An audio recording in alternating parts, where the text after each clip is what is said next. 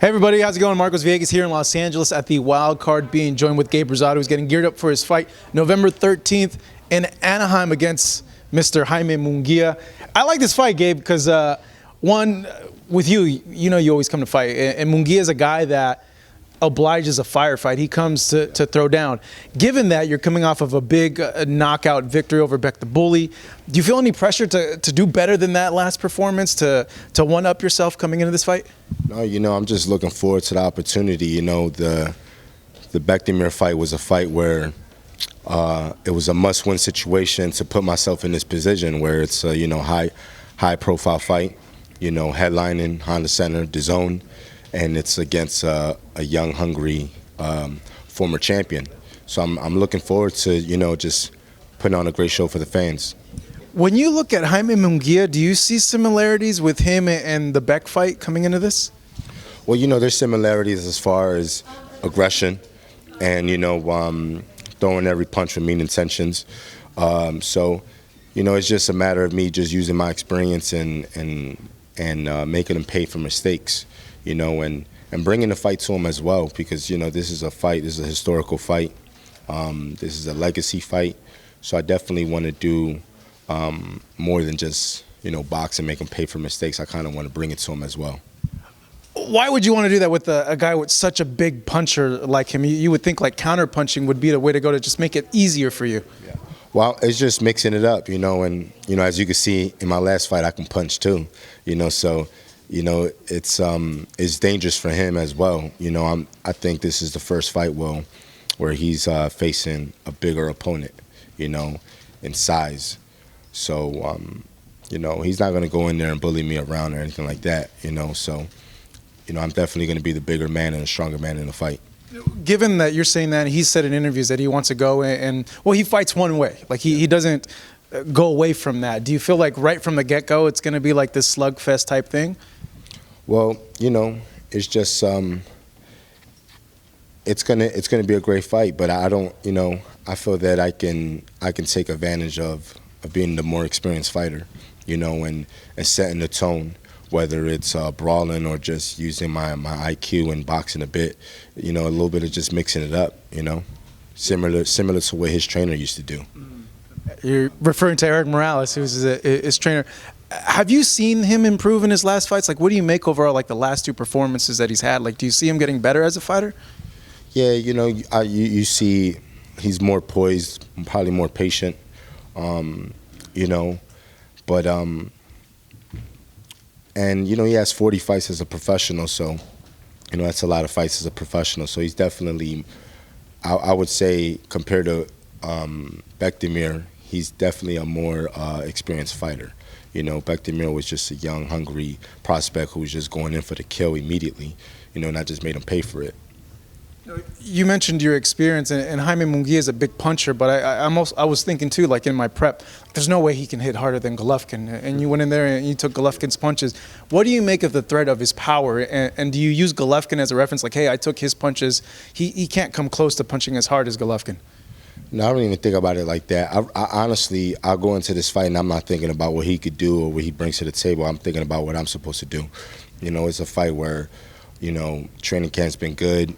My main sparring partner has been Benavidez. So, strong guy, strong champion. So I'm just going into the fight of what I'm capable of doing, what I'm supposed to do. I'm not really focusing on his power, and any given day anyone could punch, especially at the middleweight division. When it comes to middleweights and up, everybody got a pop. So, it's nothing really that stands out from Munguia that he doesn't have that any other middleweight doesn't have. So I'm not really thinking about the power. I'm just thinking about what I need to do and how could I capitalize and win the fight. You mentioned the sparring with David Benavidez. Tell me a little bit about that. How is it sparring David? No, it's great. It just worked out perfect. We fight on the same date. So he's doing his training camp in Cali. We reached out and we just linked up and we've been sparring, we're probably like 5 weeks in of sparring. And it's just great, sparring with a young, hungry champion who's bringing it every time and is making me step my game up and I'm making him step his game up. That's quality sparring. A fight comes down to what kind of camp you had at the end of the day. If you're sparring guys that are not, making you step your game up, then that's going to show the day of the fight. So I'm happy that I was able to, do my camp with Benavidez because it just brought the best out of me.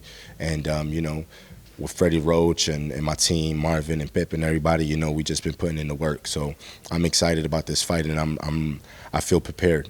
You sharing the ring with him, a lot of people say that a lot of people that don't want to fight David because of just how he is as a fighter. You seeing what you've seen in the ring, what is it about David that you feel that makes a fighter maybe think twice about wanting to fight him? Well, what I like about sparring with Benavidez is like I see a lot of myself. He's very competitive, doesn't hold back, and very hungry fighter. So, me having a decade over him, right, and age, it just this is a young man sport. So you got to hang with these young boys, right, to stay in it, right. So I get motivated, coming to the gym and putting in rounds with them, whether it's 8-10 rounds, it's just bringing the best out of me, How do you think he does with Canelo? Because a lot of people are wanting him to fight Canelo. And I'm just kind of curious to pick your brain on that since you shared the ring with him already. Well, David, not with Canelo. I'm not gonna say because once I win this fight, I'm in the mix too. So I'm not gonna talk for somebody else. You know what I mean? Benavidez is Team Benavidez. I'm Team Rosado. And I'm not looking past Munguia, but the road don't stop here. We want to run him over and get to the top. And and fight whoever champion out there. So I can't speak. I can't play promoter right now. I'm a fighter. If you win this fight, you get the #1 ranking in the WBO and in the WBC. Those titles being held by Andrade and Charlo. Yeah. Have you ever played out those fights in your mind? You're a guy that will fight anybody, and your resume has showed that. I know Andrade has had trouble finding opponents, and I would think that wouldn't be a problem for you. But have you pictured yourself fighting those guys and how it would go? Well, yeah. There's been talks about fighting those guys in the past, but this fight is so great with me and Munguia. It's such a great fight. It's such a historical fight. It's a legacy fight. I think it's a fight that's going to go down in the history books. So it's really hard for me to even look past this fight. Right now I'm kind of enjoying the moment, and I'm not really thinking past that. I'm not thinking about Canelo or Charlo or Andrade. I'm really enjoying this moment. I think the Honda Center is going to be electric. I think this is potentially could be fight of the year. There's so much excitement going into this fight, where for me to even look past it is crazy. I can't even do that right now. I'm just focused on this fight, and I'm excited about it. One last thing that I do want to know is how has training here and training with Freddie benefited you and made you grow and be better as a fighter? A lot, tremendously. I've always had the skill. I've always had the ability. I think it was just a matter of finding that trainer that, is going to take me to that next level. And when I come to the gym, it's straight professionalism, it's straight boxing, and a trainer like Freddie Roach, who knows what it takes to get to the top, I listen to what he says, I take it serious.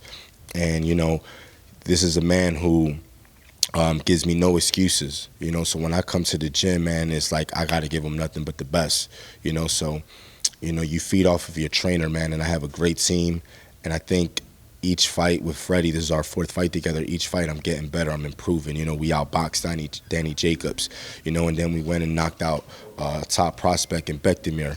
Now this was the goal of getting with Freddie, was to get on this level of getting back on the big stage, and it's playing out perfectly. So the recipe is great, and camp is going great. I'm looking forward to your fight. I can't wait. Thank you so much, Gabe. Really appreciate this man right here fighting Jaime Munguia, coming up on DAZN November 13th in Anaheim.